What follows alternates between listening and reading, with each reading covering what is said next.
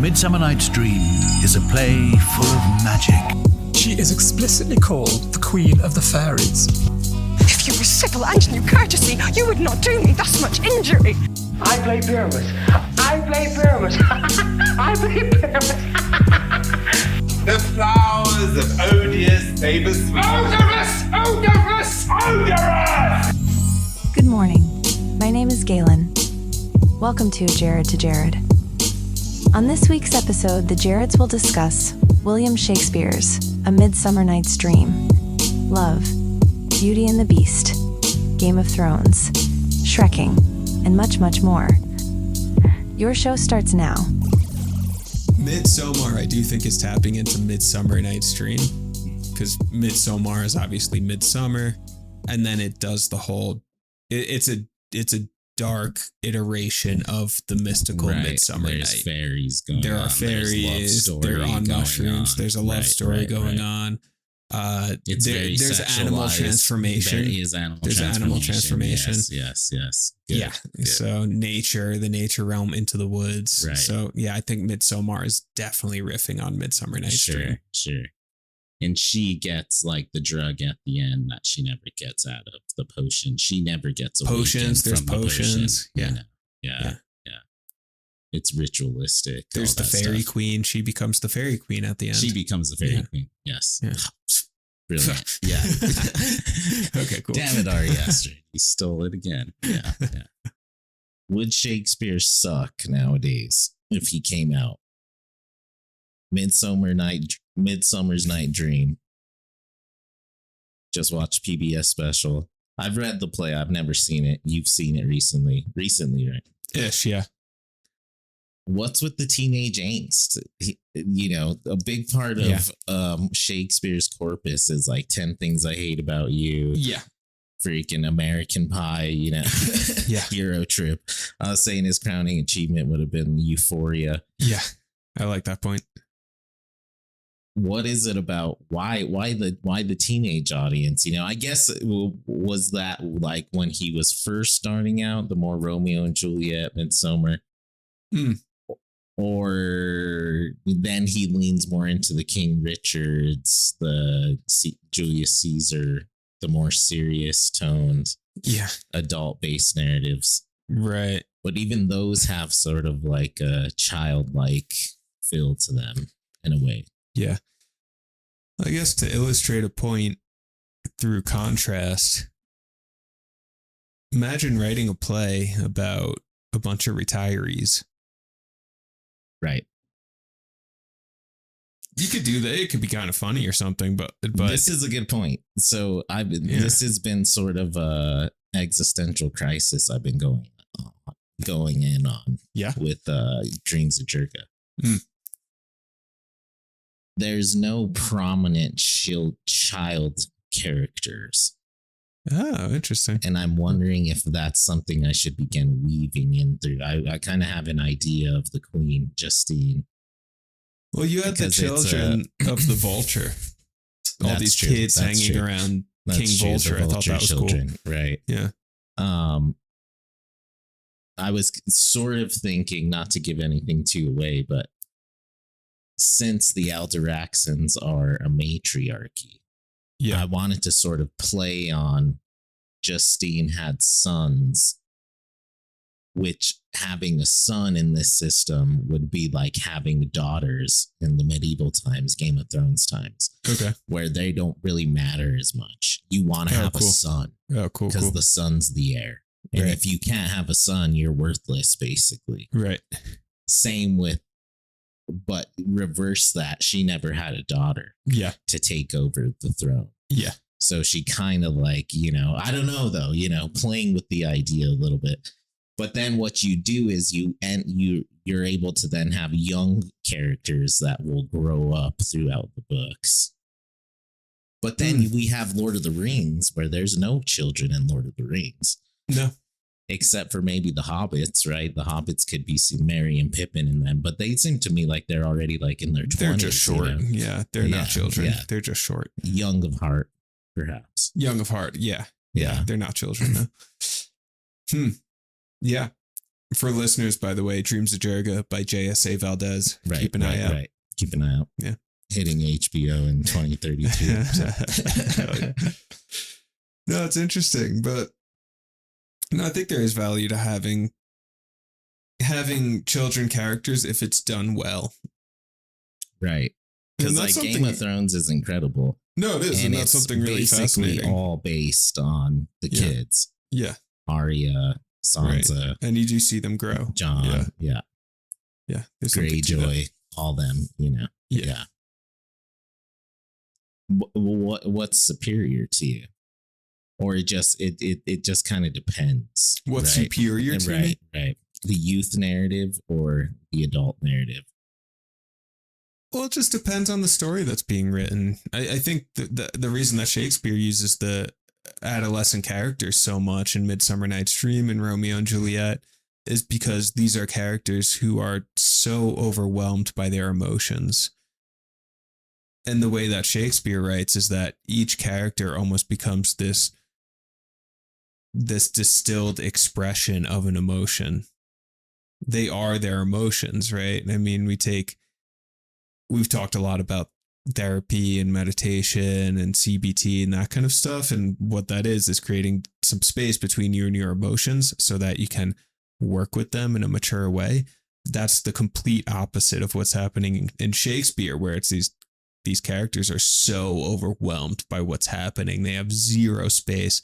They have zero sense that there's going to be a tomorrow if I don't make this romance work with Lysander or whatever. Right? So they're so caught up in their emotions. And I think that's what Shakespeare's so fascinated in. And then you get Harold Bloom, the famous Shakespeare scholar, who talks about how Shakespeare invented the individual. And by that, he means he created the emotion, or the representation at least, of the individual deeply emotional psyche, as opposed to this thing that's just sort of like a cog in the machine working under the monarch or something like that. Right. So he was really investigating deep emotional waters, the unconscious and all that kind of stuff before anyone else. And I think the adolescent is just ripe for that kind of investigation versus hanging out with the retiree my dad visited, and we were hanging out and had a wonderful time. And it was a wonderful time because it was just enjoyable. We're just hanging. We spent half the time just like hanging out, drinking coffee, talking, chatting about life and family and politics. It was really enjoyable, Sure. Now imagine if like we were each 16 years old. It just would have been a totally different interaction. It would have been, yeah. And Shakespeare's not interested in a couple of people hanging out enjoying themselves. Right. See, but that's where I feel like me and Carver would stray from. Okay. From Shakespeare. Carver, I like Carver. Because Carver said he has this good story where this academic or friend of his comes up to him and he's like, I got a great story for you. Yeah. He's like, this happens, and this crazy thing happens, and sort of like a Romeo and Juliet like wild narrative. Yeah. And Carver's like, hey, thanks for that. He's like, but my story is of you telling me to write about that story. Yeah. That's what's interesting to me is not your crazy story. It's you coming up to me in this weird place and saying, hey, Carver, I have a story for you. And then you tell me this crazy story. So Carver is more interested, instead of the crazy story, you tell his actions, weird social interaction of, so like, I feel like Carver would be more interested in like John's sort of, deep, like,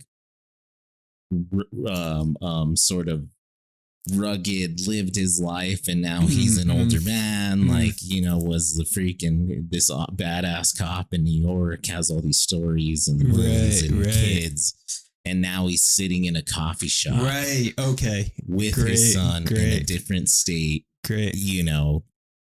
his perspective on politics, on his family, on his maturation of growing older. Yeah. Yeah. And there is a deep well of there's a poignancy there and a deep well of emotion. Cause like you're saying, to use my dad as an example, he's 73, 73 years of story contained in this man versus the candle burning at both ends that you get with teenagers, right? You get this just well of experience, and then to capture that, how do you capture that? Right.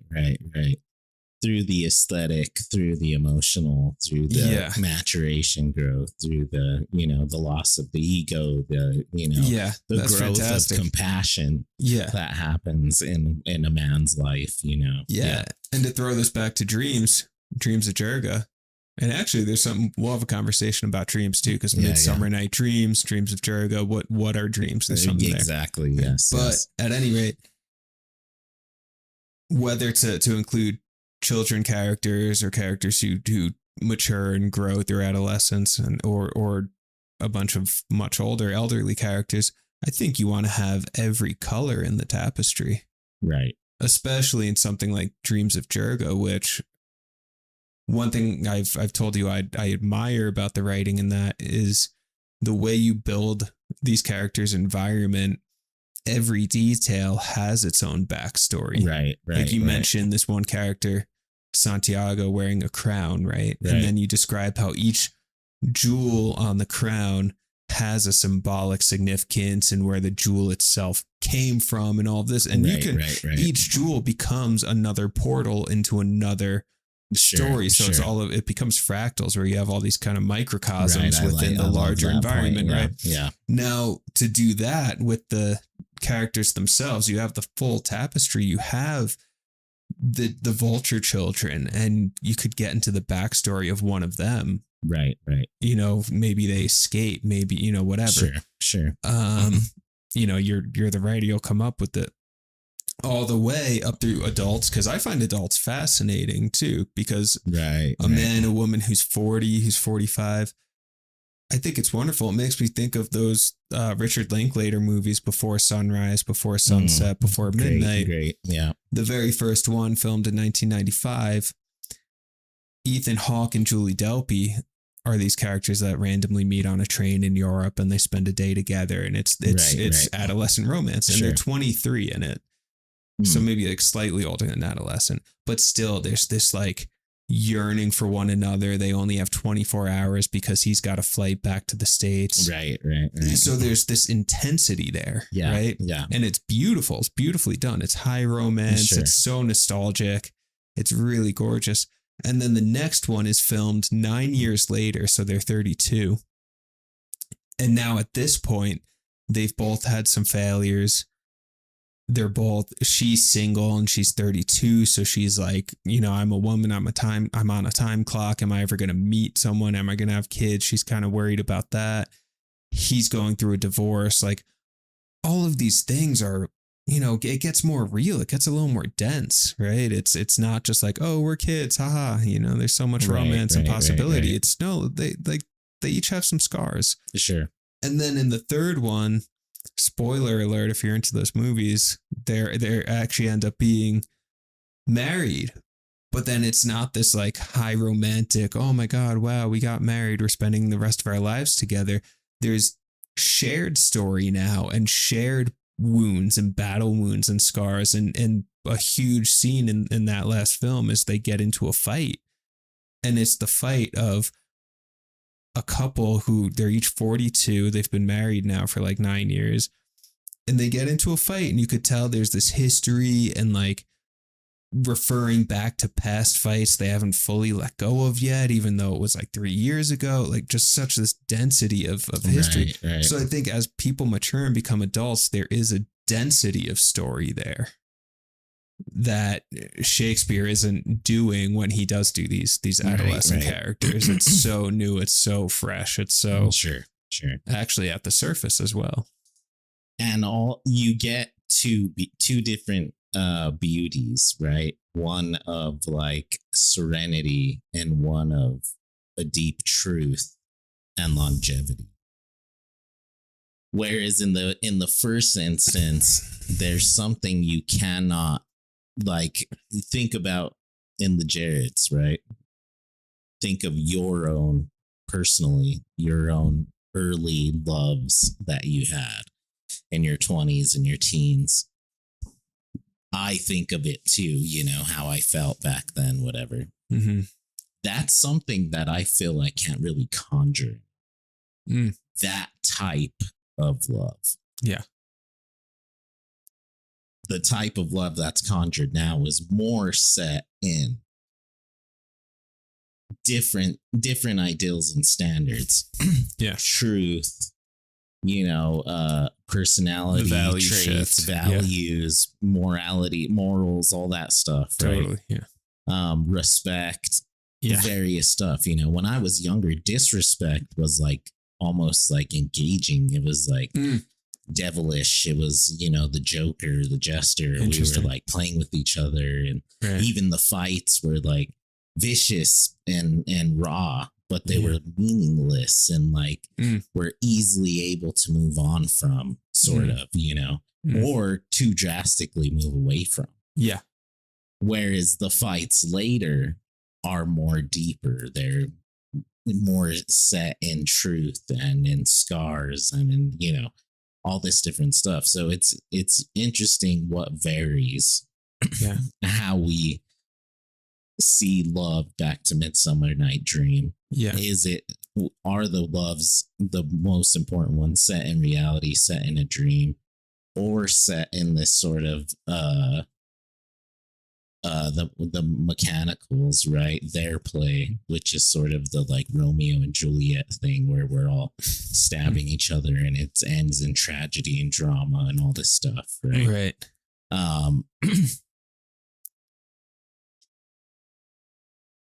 But so there's not one that's necessarily better than the other.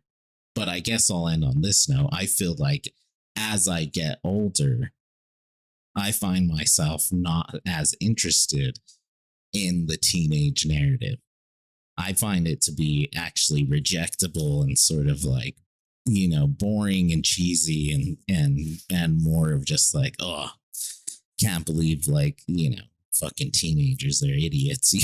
Sure. And I was an idiot when I was younger and like cared about these things I shouldn't have and all this stuff, you know. Yeah, we'll try this one on, like, The Tempest, Shakespeare's very last play that I believe he wrote it when he was 52, something like that. Right. His 50s.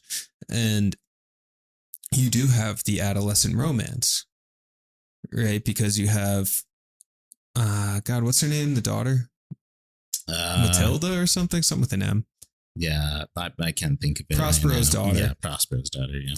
And then she falls in love with whatever prince or whoever he is who washes up ashore with the rest of the guys on the ship, right? Right. So, and there is this adolescent romance thing that's going on, and there is the head over heels excitement. And Prospero's daughter, it's the first young man she has ever seen because she grows up on this island solely with Prospero. They're on a stranded island, right? So it's this like very intense, over the top thing for her, especially. And then there's all of these scenes where Prospero is observing them and monologuing about young love and how fickle it is. Right. And how quick it is and how all consuming it is. And he warns his daughter multiple times that, like, this isn't, I know it feels really real,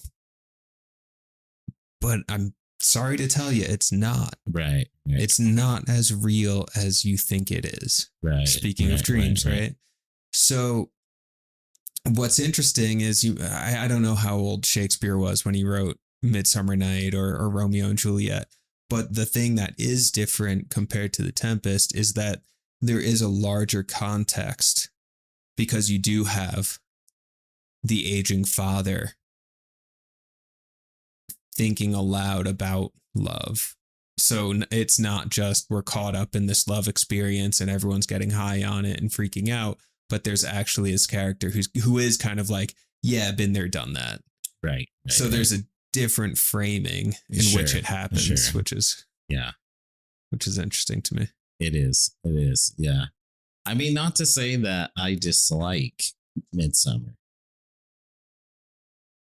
It's actually, like they say in the PBS special, it's a nice and tidy play. Yeah. Like the timeline is clean. Mm-hmm. You know, if you read Coriolanus, even King Lear, it gets a little messy. Yeah, sure. It's like, okay, all of a sudden there's a siege going on somewhere, but yet this dude's like in a storm, blind, and it's kind of wild. Yeah, Gloucester's getting his eyes poked. Like, what is happening right now? Yeah. I don't really know, but this one's nice and clean. It's like we get these 4 characters. They like there's the sort of this love shit going on. She likes him, he likes her. Yeah. Situation. Then you get the fairies that come in, sort of the dark, evil fairy world. It is complex though. And then the you know, Pluck comes in and sort of shoots Puck, the arrow. Puck comes in, shoots the arrow, you know, so to speak, fucks them all up. Mm-hmm. But then everything goes back to normal. Butt is back to like super smooth. Yeah, being butt and fuck it. It's pretty smooth. It's an easy like transition, and the like the signs, the symbols, the metaphors, all that stuff is very obvious too. Yeah. Even just talking about love. Have we ever talked about love on Jared to Jared? You know, like love itself. We have talked about love stories, events, what have you, but have we really romance, relationship? I mean, we did love the Shakespeare, the Romeo and Juliet. I assume we talked about love then. Well, we also talked about romance, which is different from love. It is. If we talked about capital L love, like cosmic force of love, that's a whole nother conversation. Okay, let's get into it. Oh, okay. So Puck demonstrates to the audience what Shakespeare is saying is that this almighty thing that we put our faith into, our desires, our emotions, our actions into, can be manipulated by a simple stroke of the rod, of the freaking arrow, you know? Yeah. And it just, this sort of jester-like figure could turn everything you think is true into a dream, and then you can just go back to it. So it kind of, that play kind of is saying that love is actually this sort of non-tangible, fleeting, you know, sort of a stupid thing that we get into and put so much import on. Right. Yeah. Again, like Prospero saying, it feels real, but it's not real. Right. Or it is real to the extent that, the feelings and the hormones, whatever, is all real, the endorphins, but then it's not real in the sense that it's going to deliver what we think it's going to deliver. Right. Which is perpetual joy. Sure. Yeah. Or perpetual unity. Rather. Right. And love can be blind. It's also in the eye of the beholder when the fairy queen has sex with Butt when he's the donkey. Yeah. Right? There's that sort of bestial quality. You wanted to talk about the Beauty and the Beast quality. Oh, that's thoughts on that? Yeah. I do have thoughts on that. And I also just want to sidebar this because I think there's something interesting about love as... Actually, let's sidebar Beauty and the Beast because we'll come to this point first. Okay, love as Cupid's arrow. So that gets riffed on in Midsummer. Right. Cupid's arrow, which metaphorically is, I think it works, right? I mean, this like shock of, whoa, it's like getting hit with something, punctured with something, and it's injurious. It's pierced. Right. It's breaking the skin. It's going into someone. There's something violent about Cupid's arrow. Right. And then the potion too, because that's what Puck is using. He gets this flower and turns into a potion or whatever, and gives it to people. Right. And so it's like a drug. It's this external substance that people are ingesting in order to then feel in love with the first individual that they see. Titania, the fairy queen. Oberon rubs the potion on her eyes, also very symbolic, so that she opens her eyes. Right. So it is shaping how we see. It's changing how we see. Its beauty is in the eye of the beholder type of thing, right? And you get, she looks at a guy with a literal donkey head and falls in love with them, right? So there's a lot going on there, and it is love as this substance, it's a drug, it's a violent arrow, it's all these things. It's not real. And then the last thing I'll say about that line of thought is that, give me 1 second, I just kind of lost it.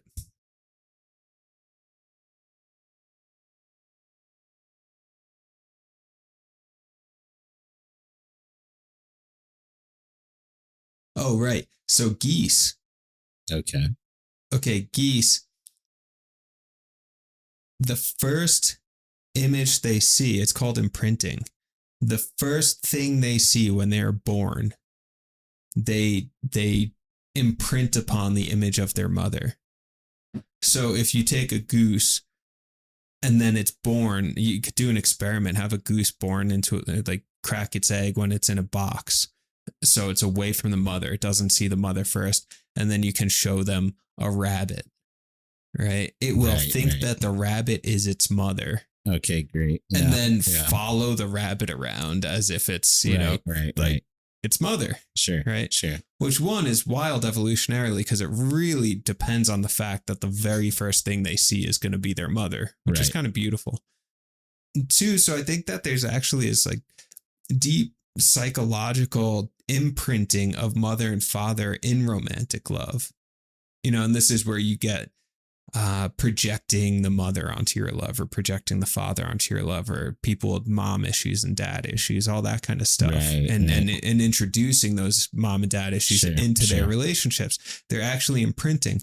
So what's interesting about that potion is that the very first person they see is the person they fall in love with. So there is something interesting there at a psychological level. Yeah.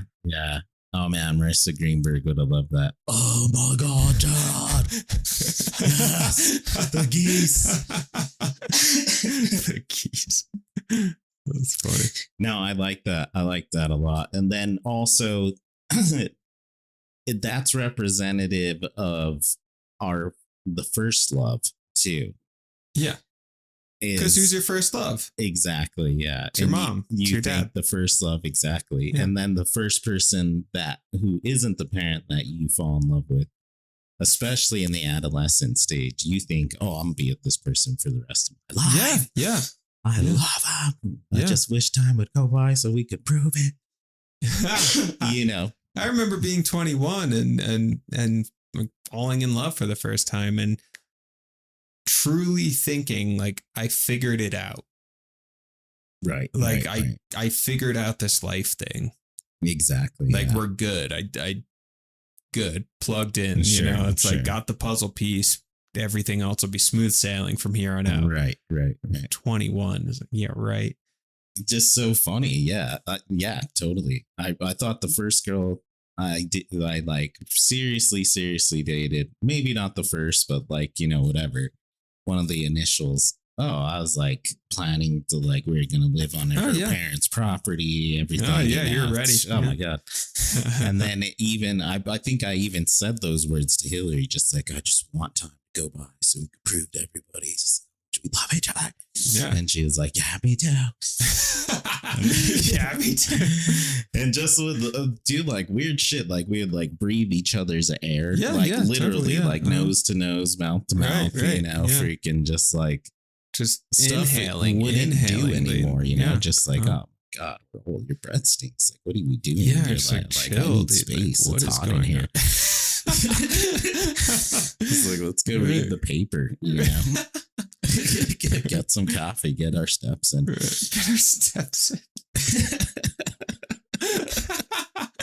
Hey man, maybe Shakespeare's right. I guess being old could also be rather drab sometimes too, because we're not Like, I'm not going to go outside somebody's window. You know, I may have done that when I was younger. You never know, you know. But nowadays, just like, no, it's drafty. No, and it's drafty. Gas, and it is gas the stuff of story and legend. I mean, Helen of Troy, right? I mean, talk about high romance and starting a 10-year-long war. Right.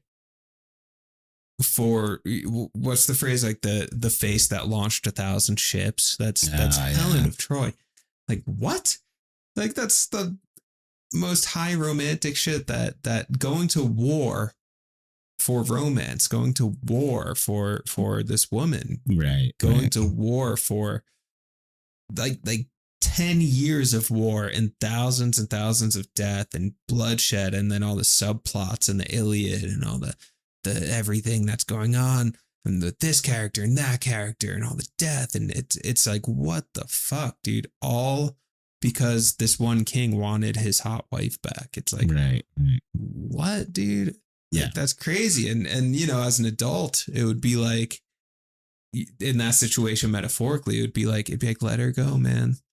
Right. Get over it. Like, not worth killing anyone over. Like, there'll be more. Don't worry. Right. She's not the most beautiful woman in the world. It's okay. Right. No one is. Just, it's fine. Sure. You know? I'm concerned too now that we're talking about this, is how does the young love mold the older person? Oh, I like that. Like, what would Dimitri be later on? And then finding out that he's the only one that stayed under this stupid spell, and he never even really liked, you know, Helena to begin with, or what was her name? Yeah. No, that was her name. And then later he's just like, oh, what the hell? You know, now my life is lost. Oh. Or like, okay, so Lord Balin, Littlefinger, Game of Thrones. He falls in love with Catelyn Stark when he's a boy. Right. Right. And he challenges Eddard's brother to a duel, and he gets beat down. And if it wasn't for Catelyn telling him, spare him, he's just a boy, he would have died. Yeah. And Eddard's brother leaves him scarred up, so he remembers him and he leaves him there, you know, basically. Yeah. And then Catelyn ends up falling in love with Eddard after the brother dies. And, you know, Eddard, he says, is the better version of the brother. So how could he ever even compete with him? You know, of course Catelyn loves him. Yeah. But that whole moment changed Baelish's life forever. Yeah. He says, I realized in that moment I was playing by their rules. So of course I lost. I'm not a fighter. He's like, I would never win by the sword. I would never win in that manner. That's a great characterization. Yeah. And then he says, it's only until I found out who I was. He says, it's only until you find out who you are that then you could ever get what you want. I love that. Yeah. Yeah. So he said, I started playing by my rules. Great. Yeah. And he said, I don't fight them. I fuck them. Yeah. Yeah. And he's this, you know, he owns brothels. And he turns out to be the one that ends up, you know, getting Eddard's head chopped off. He ends up with Sansa. Dude's a dark individual, you know, and then his whore asks him, well, what do you want? I want everything, you know? Yeah. But that moment there of love with Catelyn, if he would have prevailed or whatever, perhaps he would have became a different Lord Baelish. Maybe he would have been more honorable, more this, more that, you know? Yeah. What if Hitler got accepted to art school? Exactly. Yeah. You never know. No, but aside from the dark path that he took, put that aside, because the point that he makes, that we have to learn to play our game, I think that's totally true. Yes. That's something I've had to learn in my life, that I'm not, like my brothers, I'm not going to become a cop. I'm not the hyper athletic one in the family or whatever, you know? Right. I had to find my game, and my game was like, cool, they have that stuff covered. I'm going to go make art and do literature and whatever, right? Right. So yeah, I think there's actually a great value in finding the path that's most authentic to us and actually does make us more attractive ultimately to people who resonate with that path.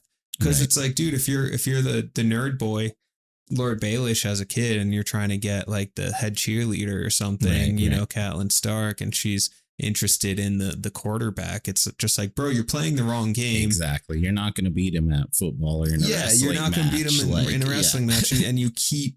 And now you're starting to internalize this idea that you're a loser. And it's like, no, you're not. You're just playing the wrong game. You're a fish and you're trying to beat a monkey in a tree climbing contest. It's like, dude, go be a fish.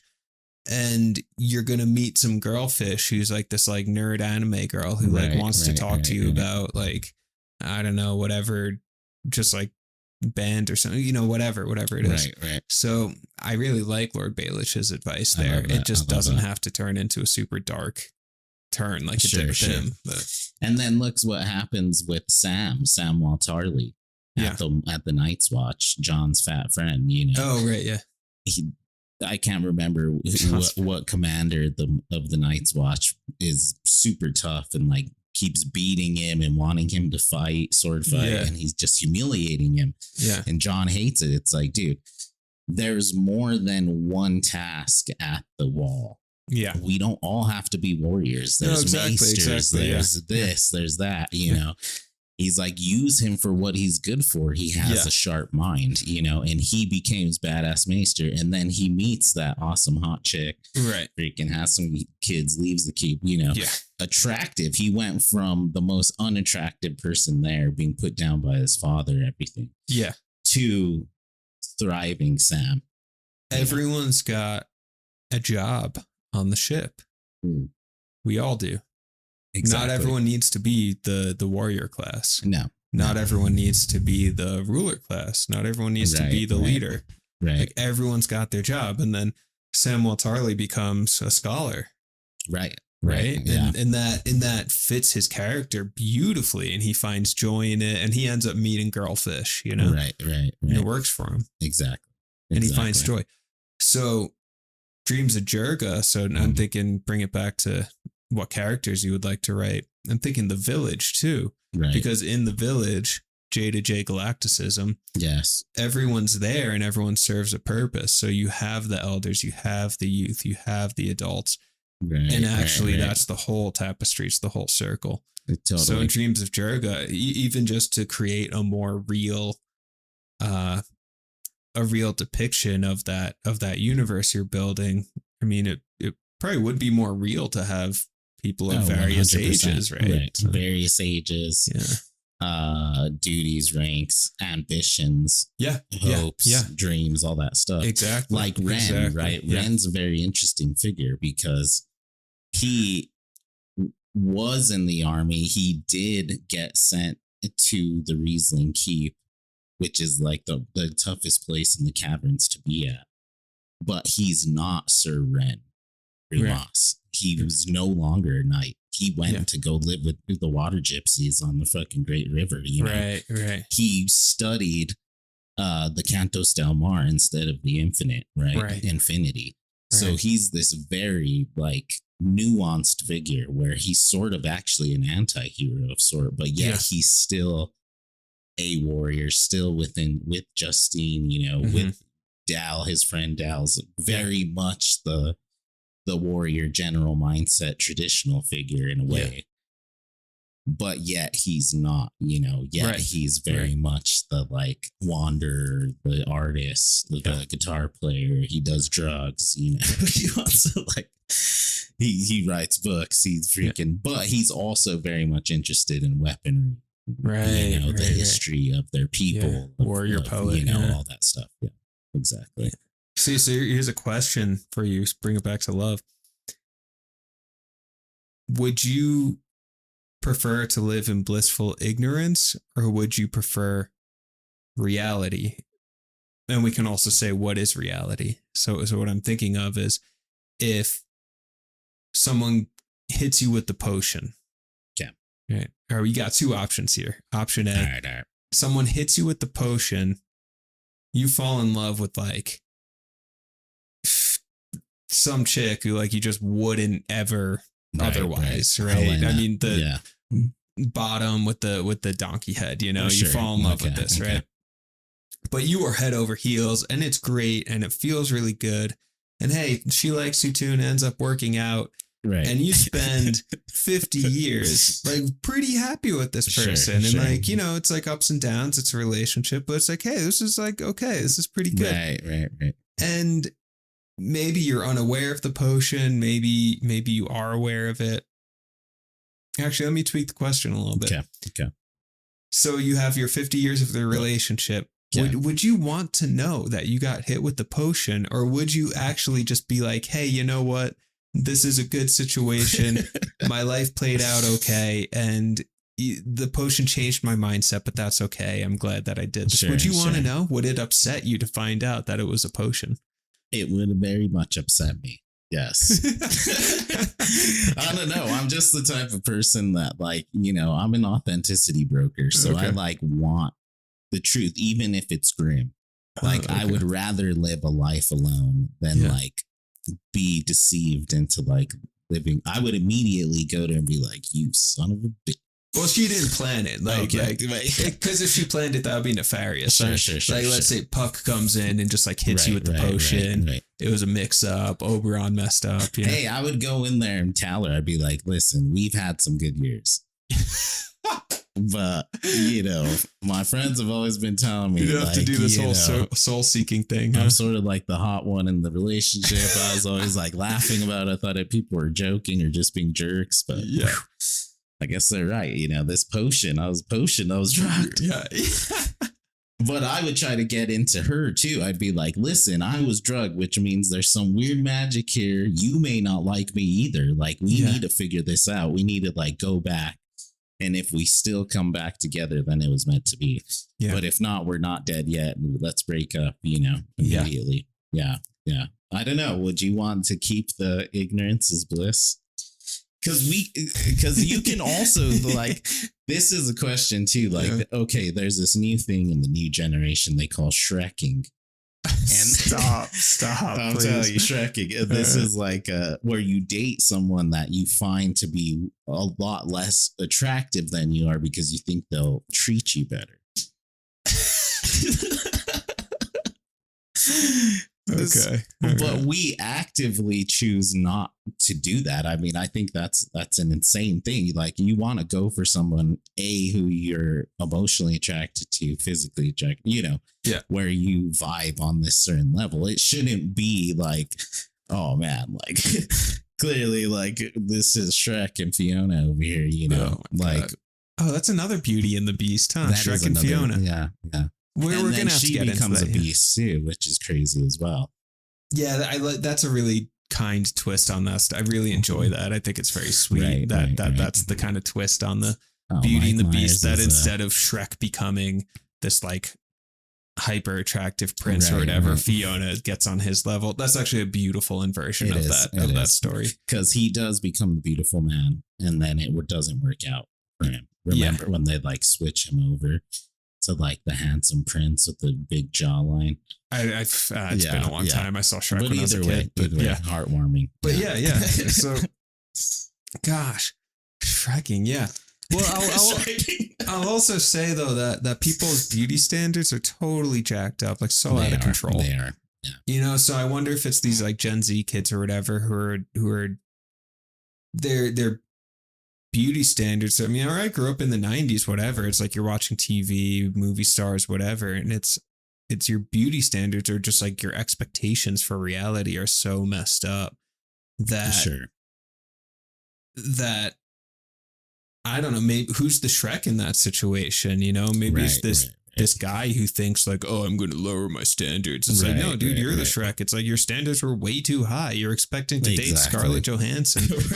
Relax, bro. It's like, go find a fish, you know, rather than to use that metaphor like, again. I got this fat guy because he's so nice. And like, you know, just like I can get better. It's like, well, could you? I don't know, you know? Yeah. I think a lot of times we find ourselves like, we try to elevate ourselves so we can deal with the human experience as well, you know? Yeah. Because no one wants to be in the Shrek line. I will say something I learned about dating psychology that I had to work on myself. It's a God, what do they call it? It's like it's like trying to max out your potential or something like that, you know? So in other words, you know, when someone's in the dating world and they're trying to find like the best possible match, they'll be with someone who's like great person. Maybe you've been going out together a couple months and it's like great person, average looking, whatever. But then in your head, it's this like, oh man, there's got to be someone better out there. Right. And that actually ends up just pulling you away from what it is itself, a really positive situation. And what that is, that's just avoidant attachment. That's a way of fleeing from intimacy without knowing that you're fleeing from intimacy. That's why love's a dream too. Because you get into these situations where you imagine, oh, well, I'm actually could be better, you know, than this. And, you know, someone more attractive, blah, blah, blah. So then you leave that situation and then that person, girl, boy, trans, whatever, whoever it is, ends up dating someone else. Then you get all jealous. And then all of a sudden this person they go from a 4 to a 7 and you think they're so hot and everybody wants them and you fucked up and you're just like, oh no, what did I do? Yeah. But it's all just this weird dream that's going on. It's a complete dream. They never got hotter. You never got uglier. Yeah. It's just situations and roles. Well, there's so much there's role stuff, perception stuff. And look, the reality is too, I mean, we could be with someone who's incredibly beautiful but has a terrible personality, or vice versa. Like there's no rule here. You know, that's the ridiculous thing about the Shrecking thing. It's just because someone isn't as attractive in terms of like traditional attractiveness or something doesn't mean they're going to be a better person or kinder or something like that. Right. Not at all. There's some mean, ugly people. 100%. And some really mean, good looking people. This has always been it's got nothing to do with anything. Concern too. Yeah. Is it's like, listen, I don't care what they look like. They could be the hottest or the ugliest. Yeah. There's gonna be people that are just naturally mean, rude, sociopathic, whatever the case. Yeah. And really the way they look doesn't matter much. So it's like, you want to be attractive. Why would you want to go for someone you think's unattractive because they'd be better, but then turns out they're just as worse, and now you have a double do something. Yeah, you want to be attractive. A, you're not attracted, and B, they suck. You know? But no one's perfect. And it's also like, you know, regardless, at some point the honeymoon period's going to fade, the illusion's going to break, and you're going to go, man, that person has some habits that I don't like, has some qualities I don't like. Maybe there's some things I was looking past because I was down to for a while, but it turns out that thing is more important to me than I realized, or whatever the situation is. But it's all built on illusion, hence the dream part of Midsummer Night's Dream. And yeah, I have been in situations, and I can like basically prove this via like just surveying like the general response of like people I've dated, right? Some were more attractive than others. It was just obvious. Yeah, sure. But I felt that the ones that were, some of them, right, in some situations, the lesser of attractive, I found in my own eye, beauty is in the eye of the beholder. Yeah. Extreme attraction to the carnal attraction, you know, just like lust, just like, oh my God, what I would do to like, you know, and it's like, but then to look at it from an outside perspective, someone would be like, wait, her? Like, but you dated like Ruth and Natasha, and like, you know, and it's like, y'all, sure, they may have been more generally aesthetically pleasing to the masses, but to me, these other ones were actually more, you know, and that's our connection of pheromones, of attraction, the sound of their voice, the tone. I think the senses really come into play when you're dating someone. Definitely. How they smell, and how they sound. Of course. The touch, the feel, the, you know. Did you get hit with the arrow or not? Right. And that's what's so tragic about online dating Oh, yeah. Is you get none of those. You can't hear the person. You can't smell the person. You can't. Well, that's why it's person, like 1% of the people on dating apps get 99% of the swipes or whatever it is. Right, and it's purely based on physical attractiveness and whether or not someone's photogenic. Sure. I mean, I've met people who in person are totally gorgeous, and then for whatever reason, their pictures are just like not. Like it's weirdly a skill to some be people thrive picturable, know how to pose and communication style. Too, yeah, exactly. Yeah, which is a skill. Like there's genres of writers. Yeah, I have one genre writer who's great in like writing nonfiction, right? But when he writes fiction, it's just not very good. Yeah, exactly. You know? But the nonfiction is beautiful. Yeah, you know, and like a lot of us. One-on-one communication could be amazing. Go have coffee with me. This is going to be great. Looking into each other's eyes, freaking. Yeah, super compelling, great Jared storyteller. Over here, the stories. And but you're never going to get to that point because and maybe I don't thrive in the internet texting community genre. Or parties because they're overstimulating. Right, that's my thing. Exactly. Yeah, I don't think I've ever successfully gone to like a party or a bar, right, and like picked up a girl or something. Like, right. Actually, that's not true. But I'm usually very unsuccessful. Natural habitat. Yeah, that is not my habitat. If I have had any success in that, it was like a fluke. It just like was never a space where I'm like, hey, I'm at this bar and I'm gonna confidently approach someone and make some hilarious joke, and I'm gonna say it in the right. My voice is gonna be loud enough because the music's like it's just not my space, you know. Yeah, but then one-on-one, like I can be super charming and like really have fun and connect. And all that. So, exactly. Yeah. We went to goth night. Freaking one of our friends wanted to get. And one of our friends is just like. He's sparking up some conversations with some girls. He's so much so that he's into the point where he's like running after some of these girls in the parking lot, like trying to be like, hey, I never got freaking them out. Just like, dude, you're being so awkward.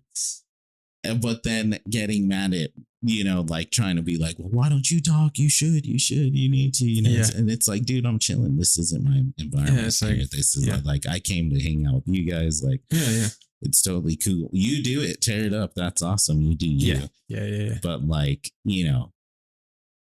not like 23 years old at goth night. Exactly. This isn't my space. I don't have a net shirt or like a metal choker. I'm not like, I don't know. It's just not my thing. Yeah, it's like this is cool. It's fun, whatever. But yeah. I like just a sidebar. Yeah. So in the Navy, the number 2 to the captain. I can't remember what they call him. Cool. What they call that rank, but he's the number 2 on ships. Yeah. Those guys oftentimes will never rank up to captain intentionally because they are ideal. They know that they're good for that role of the captain and they're good at it. Sort of the leader of the men. Right. The like intermediary between the captain and the men. Cool. And they're like anointed in the Navy. They see them as gems, like just as high as like captains, like a super important role. Super important role. Yeah. But they will never evolve out of that role because they're perfect for it. Which is great because we don't all need to be captains. We don't all need to be admirals, whatever. No. And even at the college and the faculty and shit, we have like a few faculty that have like gone on to be the Senate, whatever, doing stuff like this. And I'm always kind of like the Picard, wanting like 2 presidents at 2 colleges, whatever. And I've tried to get some of my number 2s to be presidents. They hate it. They don't want to do it. They're just one of them became interim recently, but he only did it for 1 semester, already quit. He just can't do it. He went back to being vice, but it's that's what they're great at. That's their role, you know? And why push against it? It's like if it works and it's an important role. Yeah. And there's honor and integrity in it. Exactly. Yeah. One quote that came to mind from Midsummer is Helena says, everyone in Greece, because they're set in Athens, she goes, everyone in Greece is attracted to her, except I think it was Demetrius, the one that she wants in the beginning before any love potion stuff happens. Everyone in Greece is attracted to her except for the one that she wants. Yes. Which is a wonderful dilemma. And I think a really common one, actually. That's a very relatable. Yeah, yes. Right? Yes. Yeah. And I think that there's also this appeal to wanting what we can't have. Yes. Right? Yes. Yeah. And it's not always what it cracks to be. See, No, I would like to talk to her and Dimitri later. Yeah. 10 years down the line. Be like, so was it what it all cracked out to be? You know, probably. Yeah, that's the thing. You finally get that one-on-one interaction with the person that you've been so desperate to hang out with, and it ends up being like, man, you're just really boring. Like, why did I think you were so great? This is the dangerous folly of like rekindling all the time relationships or getting back with your exes and stuff like that. Because you kind of like, and sometimes it's a good idea and it works out and whatever, but oftentimes we can like, nostalgia is never what it seems. And you can kind of make a paradise out of a situation where you weren't comfortable, and that's why you're not like in it anymore, whatever. Yeah. And the same thing with the dating world. You'd be like, well, this girl's, and I deal with this big time, like the one girl that doesn't want to like message me back right away, or like, isn't trying to like hang out. Well, because there's an energy there. Right. There's an energy there. And there's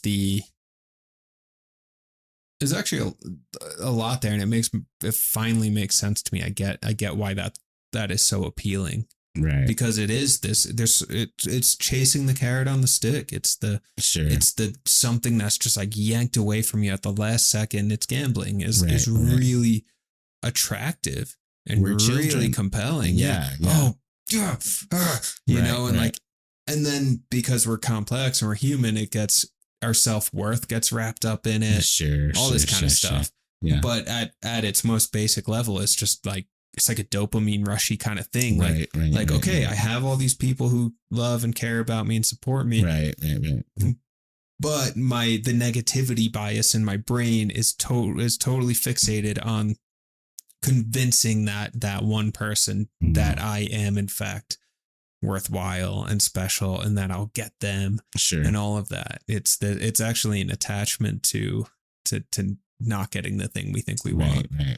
Because that's actually more compelling than just simply getting what we want. Which is a good point, because you get so wrapped up into it, you start failing to see all the other suitors, like who is his friend Lysini or whatever. Lysander, right? Yeah. The Lysanders of the world, who are actually more present, more show up, they're more like into you and possibly better than the Dimitris. Yeah. But we fail to see them, and then all of a sudden we're beating ourselves up. No one can love me. Man, I'm unlovable. Yeah. And then what happens is there comes a day where you stop and you're just like, wait a minute. There's actually like a lot of people that would be down to like hang out and do heck with this freaking Dimitri, Yeah. I'm freaking moving on. Dude, totally. I read this years ago now. I read this dating book. I think the lady has a podcast now. She got really popular. But anyway, she wrote this book on dating psychology. And she relates this story of, I feel like I maybe told this on the pod once, but whatever. She calls him Burning Man Brian, as kind of a funny personal story of hers, where or a friend of hers, or whatever. She gets obsessed with this like jacked Burning Man guy, right? He's just like so cool and like has all the right tattoos and like has seen all the bands and like has done all the DMT, just like whatever. It's just like really, for whatever reason, she's a hippie or something. That was like really exciting for her, right? Yeah. And she spends like a couple of years like trying to convince this guy to like her, and for him it's just like it's a fling, and he's just like another chick that he's hooking up with, because he's that kind of dude. And she wants so bad to be like like this needs to be real or something like that, right? And then in the background the whole time she works with some guy who's like kind of a nerd and is just really nice to her and whatever, right? Love it, yeah. So as the story progresses, she keeps pursuing this guy Brian, and then even going as far as to follow him and his friends to this club or something that they were going to one night, until finally, like outside the door of the club, the dude just like looks her in the eyes and finally tells her, I do not like you. Stop. Right. Like, yes, we had sex. I was just hooking up with you. Yeah. And it sounds, it's like these people probably should have just communicated more clearly early on. Sure. Anyway. But apparently this woman needed to hear that. Right. And it finally closed the door for her. And then she went, and then she finally had that revelation of like, what the hell was wrong with me? I got hit by the arrow. I got hit by the love potion. I'm embarrassed. I can't believe I did that. Like, where's my dignity? Right. So she recovers. And then eventually the guy in the background, he's like the sweet, kind, stable man who's not nearly as exciting as Burning Man guy. They end up getting married. Right. That's the, whatever. But there's something to that. Like what is the obsession with the shitty people? Ultimately. Right. And if she was accepted by Burning Man Brian, would she then be happy? Because she probably isn't that person. That's why she wasn't accepted in the first place, meaning it goes both ways. It goes both ways, yeah. She eventually would have been like pissed at Brian. Like, oh, I thought I was this Burning Man woman. To another like type of Burning Man in Virginia now, like, so you can do DMT all weekend and and she's like, dude, I just want to like it turns out she's not who she thought she was. Exactly. Oh, back to freaking Littlefinger. Yeah. Baelish, Lord Baelish. Exactly. Then you can get everything you want. Yeah. And she wanted a relationship, a long lasting love. She finally found out who she was, and now she's got it. Great bit of advice from David Data. Choose a woman who chooses you. Ooh, yes. He goes, especially for... I love that. My friend Fern, too, he's got similar advice on that. Yeah? Because I asked him, I was like, so, like, when you were single, like, who would you go for? Like, what would you look for? Like, what was your signs, the green signs? Yeah. And he's like, I went for the girl who went for me the most. Yeah. The girl who liked me the most. He's like, that's what I wanted. I wanted someone who wanted me. Yeah.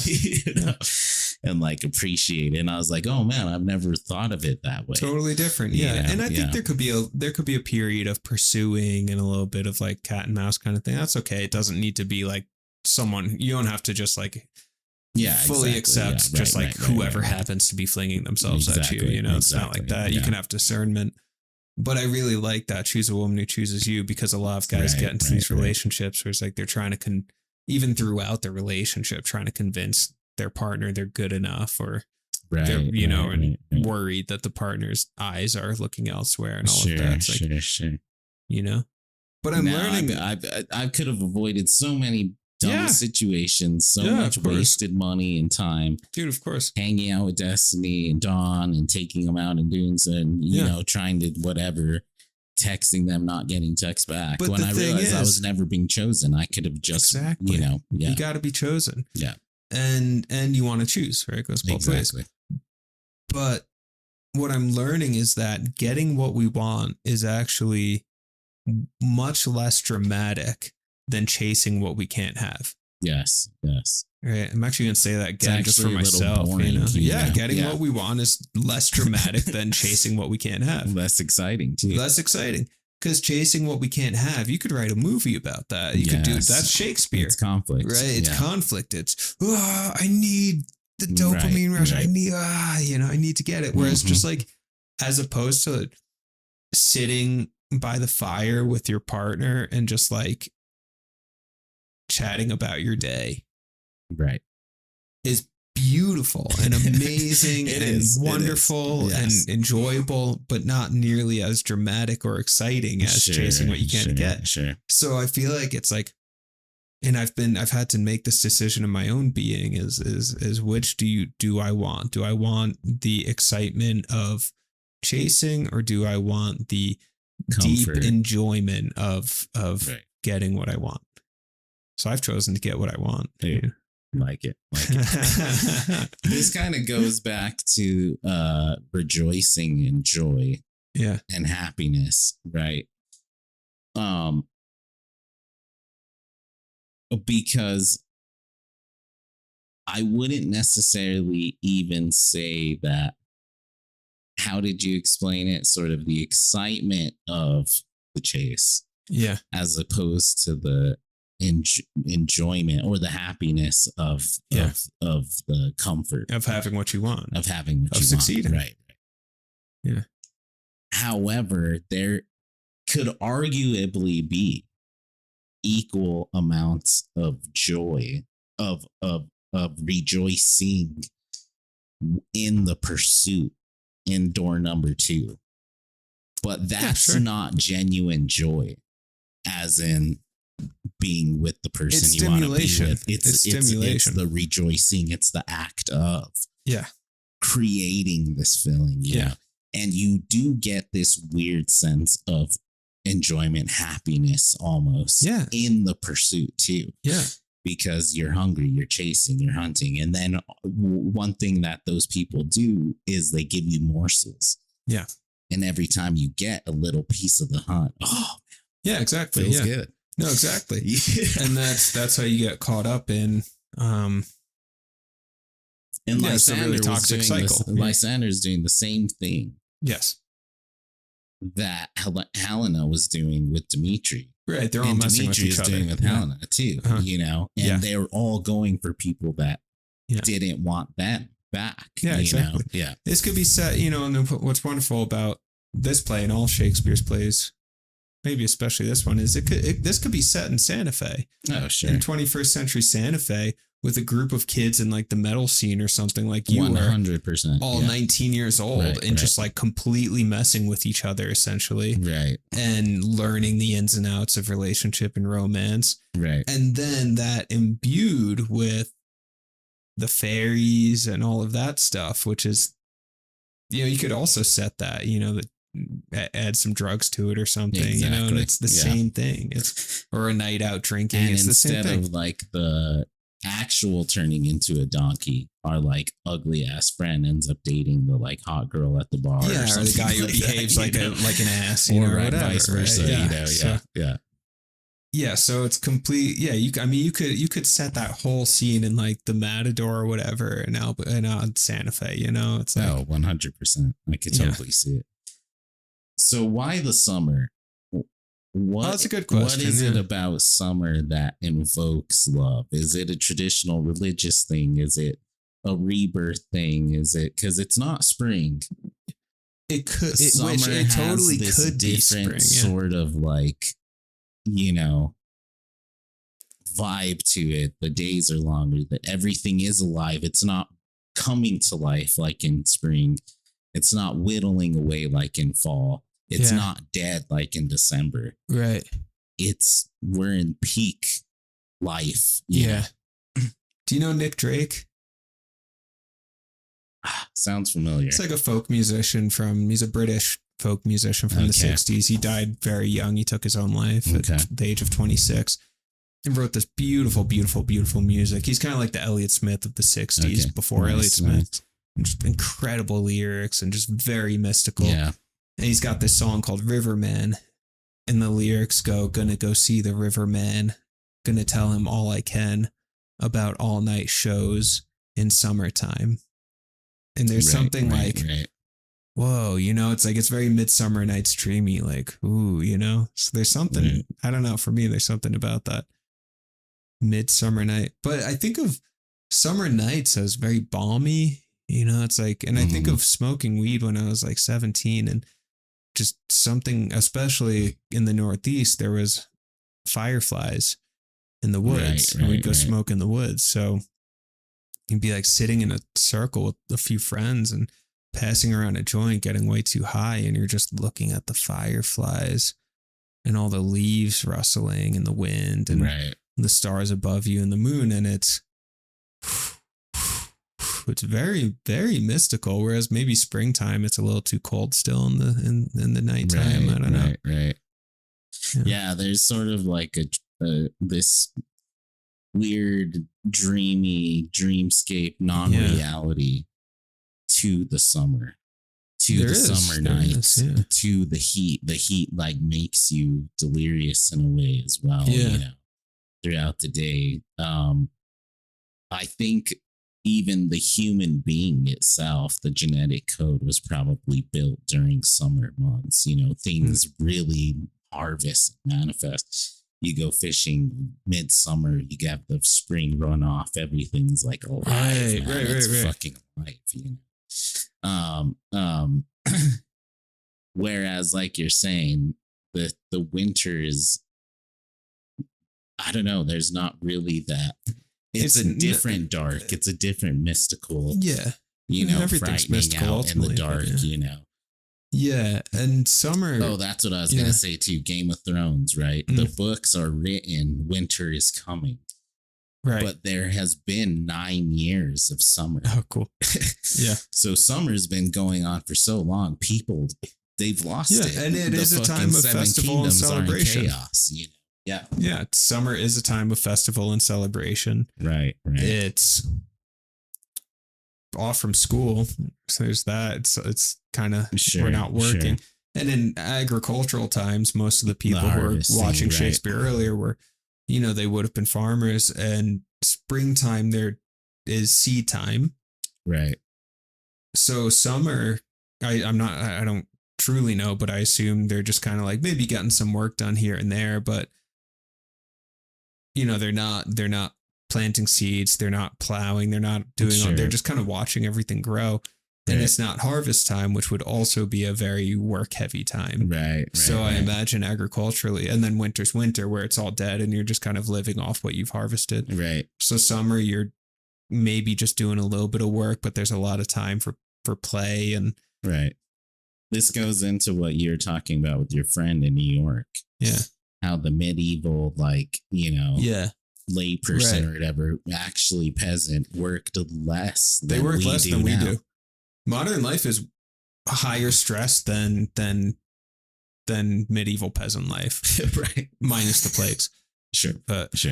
Starvation, all that stuff. Yeah. Health, sickness. But yes, the work day though. Specifically the work day. They had much more leisure time than us. Yeah. They harvested in the fall, you know, fucking roughed it out in the winters. Yeah. But no one was really working in the wintertime. No. And no one's working in the summertime either. Yeah. You're just a bit during the summer, but not, you know, but yeah. So, they actually had much more leisure time than we did, and so they would play music, they play games together. I mean, they had culture. So I like where we're coming here. So when we have more time, universal income. If we were to get much more time off of our workspace, it seems to me like the human being would lean into stuff more like love. Yeah. Which in Shakespeare's world is sort of this dream space.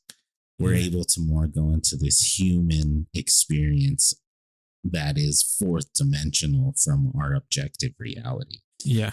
Like something like love. Going back to Interstellar. Yeah. Love, it's not something we invented. It's tangible. It's like, you know, it's always been here. It's spiritual. Yeah. That's why she wants to go to that planet to find this guy that she was in love with, you know? Yeah, that's cool. Because it is this otherworldly, dreamlike thing that we go after, you know? Yeah. And I think the summer allows the human being to be able to face these wild dreams. Passions are high in the summer. Yeah. Yeah. Right? Yeah. Compared to winter, fall. Sure. Passions are higher. Now, question. Where have you found yourself to be most successful? What season in your love life? Because Do you mean literal season, like in the fall or the literal spring? Seasons. Me and Dion have discussed this, but I find myself to be more nestled in, more relationship based, and have found more success in the fall and in the winter. I'm like, but I'm, Jared Snow, winter born. Right. In the summer, God, it's just so hot. I have no energy. I don't know. I don't share in the Midsummer's Night Dream. Yeah. It'd be like a mid-afternoon winter's dream for me. Yeah. Let's see. I have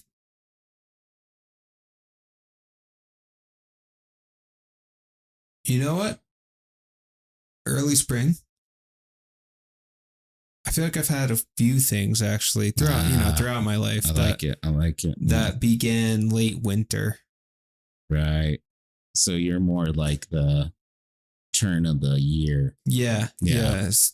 Things coming back alive. Spring. Valentine's Day. Post Valentine's. Yeah. Late February. Oh, sure. Yeah. And then. Yeah.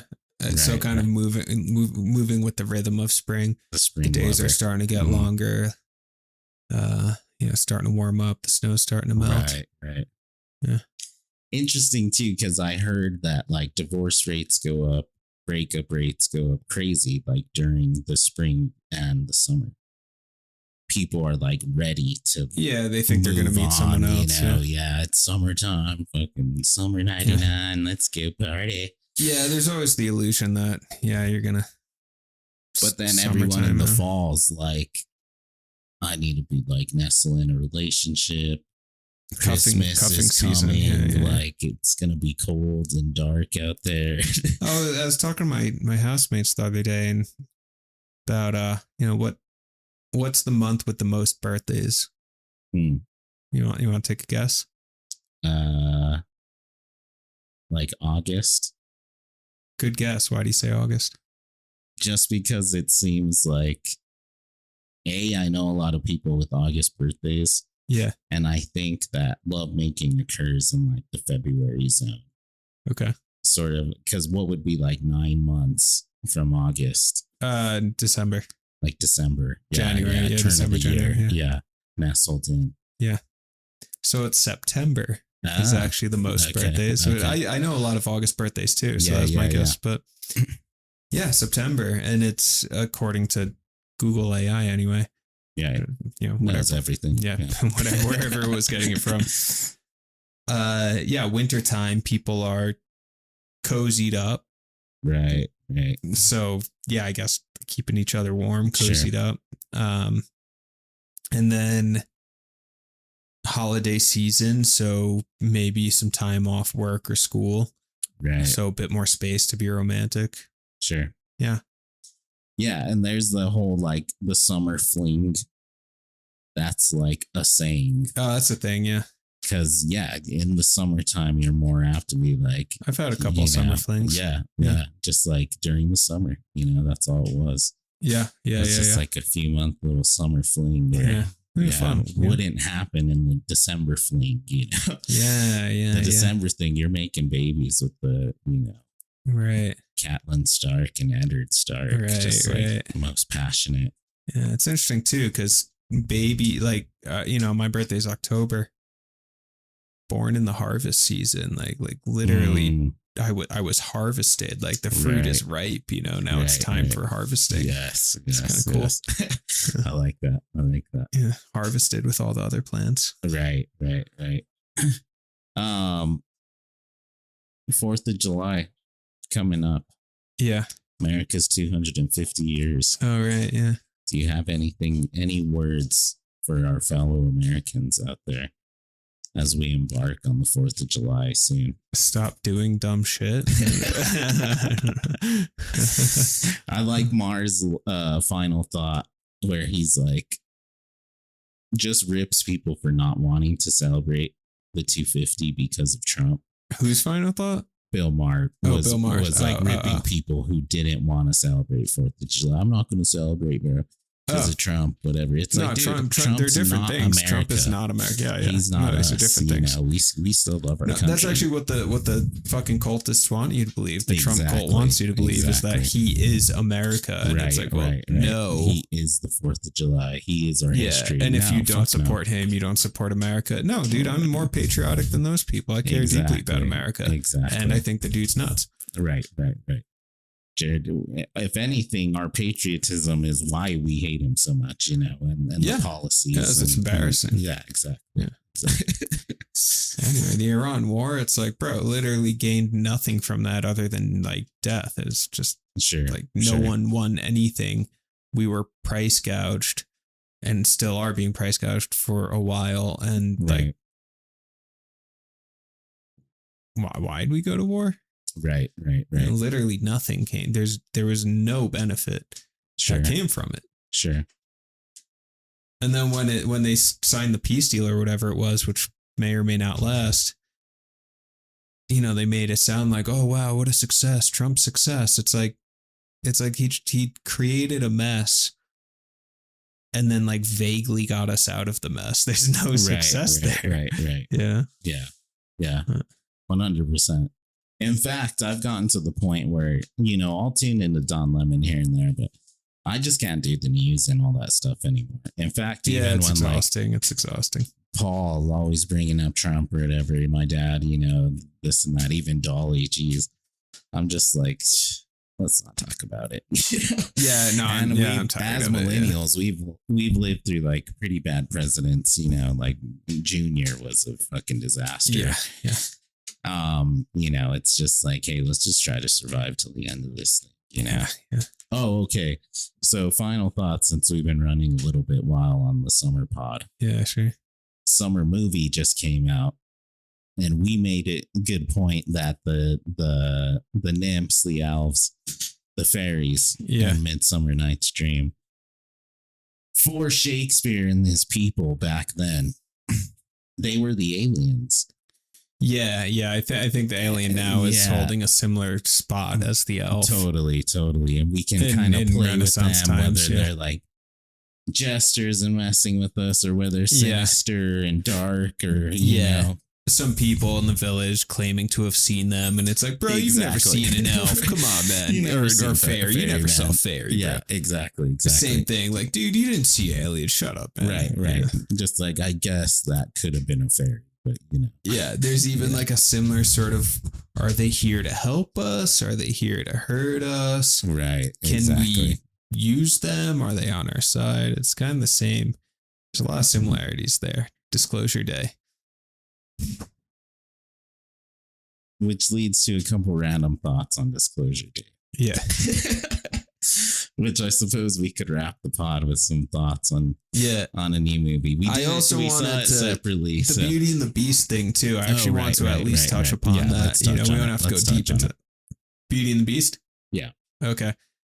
I just want to bring up, there's some dude, he's like a YouTube psychologist, Orion Taraban, right? Okay. Sometimes he's good. Sometimes he's a little too like Machiavellian. Like he views relationships pretty much purely in terms of transaction. Okay. And it's not a bad view. It does help to kind of ground and understand like what the exchange rates are essentially, and what men and women are actually looking for in this kind of material grounded way.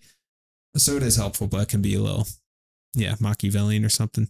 That said, he does this whole episode on Beauty and the Beast as metaphor and Shrek and all that kind of stuff, and it's really good. And he's talking about how the feminine psyche kind of gets off on the beast, right, on the intensity, on the wildness, on the oh man, this may or may not be dangerous. That there is this excitement there, and you can see that in like the feminine psyche's interest in true crime, even and stuff like that. That there is this like fascination and attraction to the potential dangerous. Right.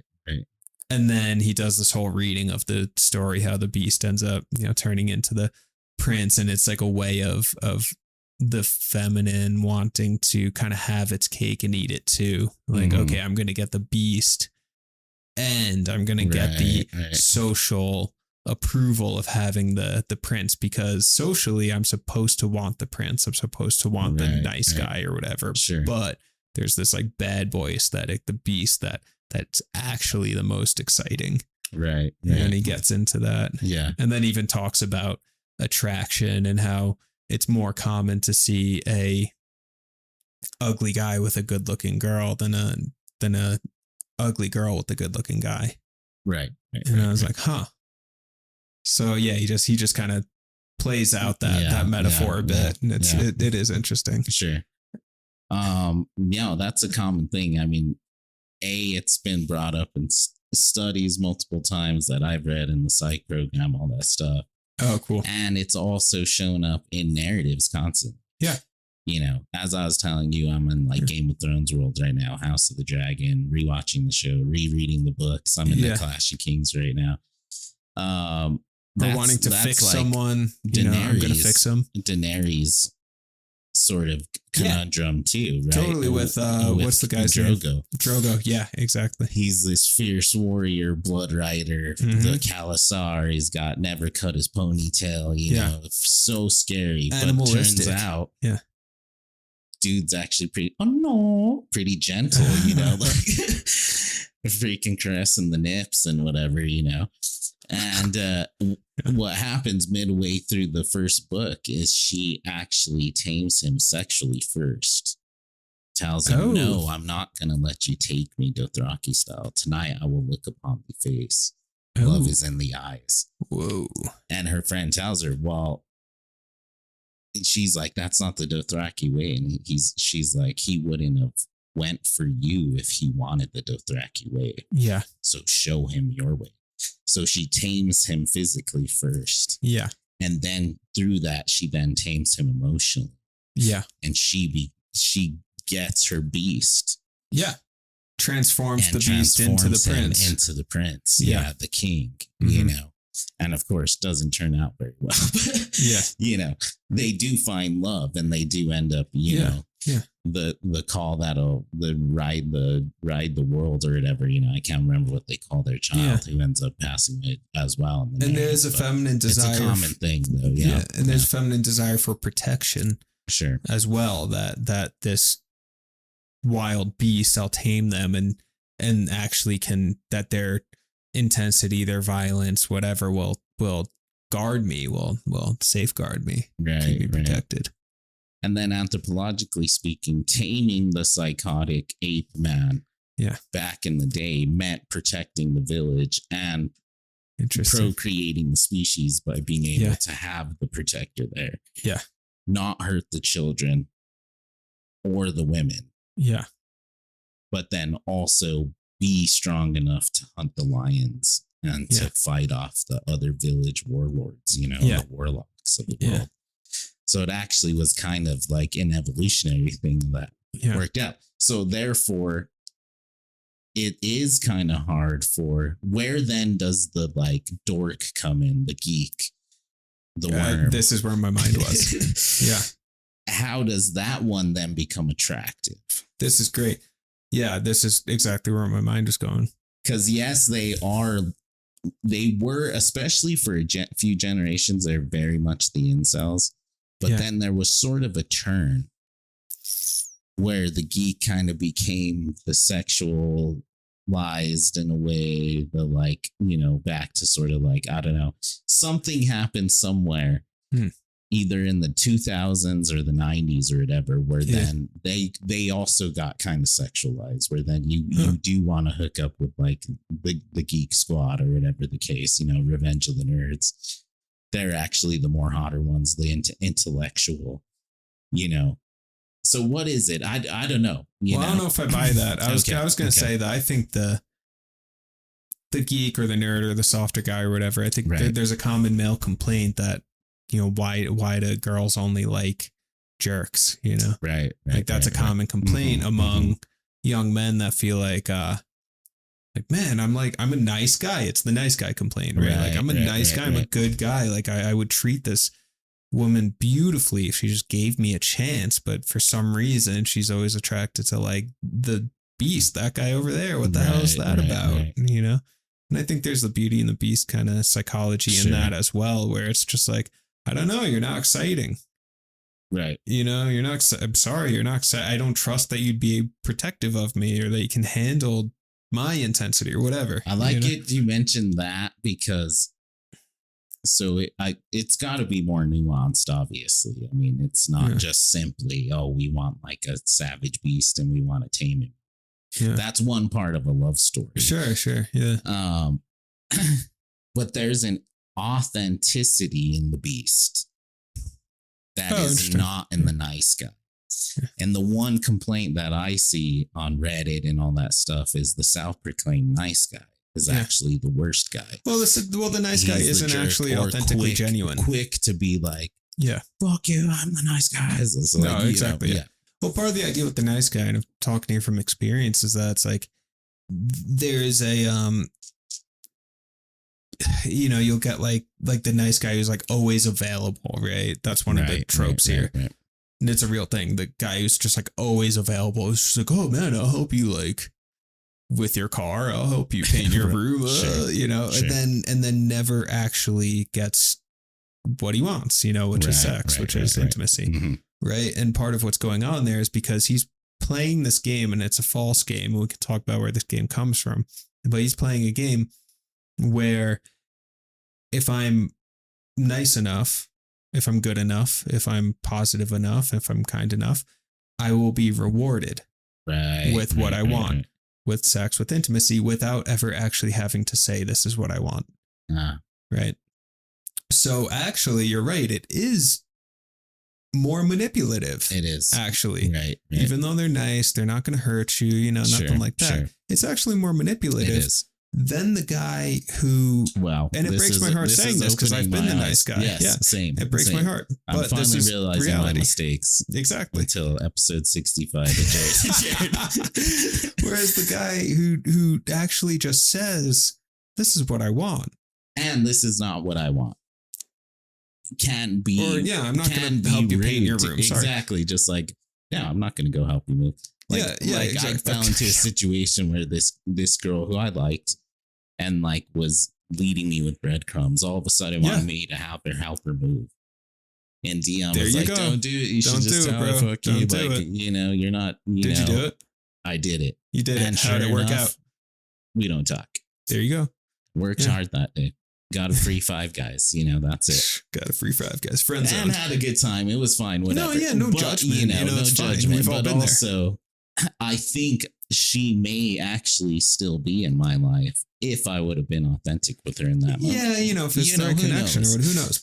But you know what I'm saying? Instead of me being like, well, let me just shower her with more being nice. Yeah. And if I could have been like, hey, actually, this hurts my feelings because I like you. I never hear from you. And then all of a sudden, the one time you want to hang out is for me to help you move. Like, no, I'm not doing that. No, exactly. Or whatever. And what that's called is a covert contract, where it's there's this contract that men will never speak. That is, if I do X, Y, and Z for you, you will transactionally reward me with sex and intimacy.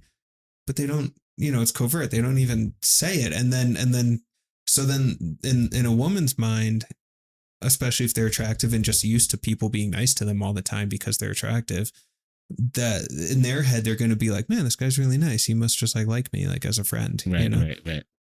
And then if it ever comes out that they don't just like you as a friend, they're all like really hurt. Cause it's like, my friend, wow. Oh my God. He just wanted sex the whole time. Jeez. Right. So there's that. And that's not to say that men and women can't be friends. They definitely can. Though I can see there's sinister. Both sides can be sinister. It's inauthentic. Yeah. Whereas some girls can see the nice, then the guy who's doing those take advantage of that and be like, yes, come do this. Oh, for sure. Also, I know cool. I'm gonna like fuck. And that's not okay. Tell you to go fuck yourself later. No, and that's mean. That's not okay. Right. And but you get and it happens both ways. You know, we're just talking because we're guys and we understand the situation. Totally. But Burning Man Brian, was doing that to her, you know, and her exchange rate, because very, very generally speaking, big generalization, men want sex and women want intimacy. Right. Very generally speaking, that's actually not how I feel. I like a good balance of these things, but anyway, so in the Burning Man Brian situation, that guy is saying, and he could be like beast, right? That's like beast mode. That guy can be saying, okay, my exchange rate is, or I just want sex. And then she's thinking, if I give him sex, he's going to reward me with intimacy. He's going to create monogamous relationship with me. He's going to build a nest with me. Sure. All of this stuff. So then when he's like, no, I don't want that. She's like, but I did my end of the deal. Right, I gave you sex. Exactly. Yeah. Whereas these nice guys are like, I did my end of the deal. I gave you intimacy. Right. I gave you support. I gave you, all that kind of stuff. And then you were supposed to reward me with sex. It's the human transaction, sexual transaction. Yeah. So it's actually just communicating. Right. In a very direct way. And it also needs to be smooth, flirtatious. But then now we got to bring in attraction, which I've wanted to talk about for months, but attraction is the complement to all of this. If there's not attraction with transaction, if there's not true intimacy that's being shared, if there's not, a want and a desire, whether that be emotionally or physically, the transaction will always be null and void. Yeah. So I think no matter what he or she does, it's not going to work out unless you have also attraction to each other. Yeah, of course. And there is just authentic connection here. And connection. Right? I think. Whereas you're connected, you're attracted. Yeah. While you come help me move. Well, of course, let's have sex before we start moving. Right. No, exactly. Yeah. No, and that's why I'm careful when I delve into this relationship psychology stuff. Right. Whether it's, I've read a couple books on it, YouTube videos, whatever. It's like, because people who write on that stuff can slip a little too quickly into this transactional space where it's viewing romance and connection and relationship purely in terms of kind of material reality. Right. Someone has sex to offer. Someone has support to offer.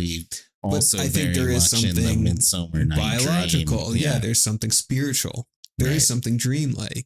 So there's something artistic and aesthetic and just mysterious. Sure. One of the greatest parts I think of relationship is, what brought us together? What was the energy? What was what was the kind of goo, the magnetism, of all the things, I could have been, it's that's what makes attraction so interesting. Yeah. Is it's like, I don't know. It's just weird. Like, I don't like the sound of your voice. Or I really do like the sound. Right. Or like the way you sound, the way you smell, whatever it is. Yeah. There's this weird like force that's going on. Yeah. Like in Casablanca, where Humphrey Bogart's character says, of all the bars in Cairo, you had to come to this one. Right. Whatever. It's like, yeah, why? Because there was some like weird karmic magnetic pull there. On behalf of the Jareds, thank you for listening. Follow, comment, and tell your friends. The Jays will be back next time. And always remember, love looks not with the eyes, but with the mind, and therefore is winged Cupid painted blind. Have a great week.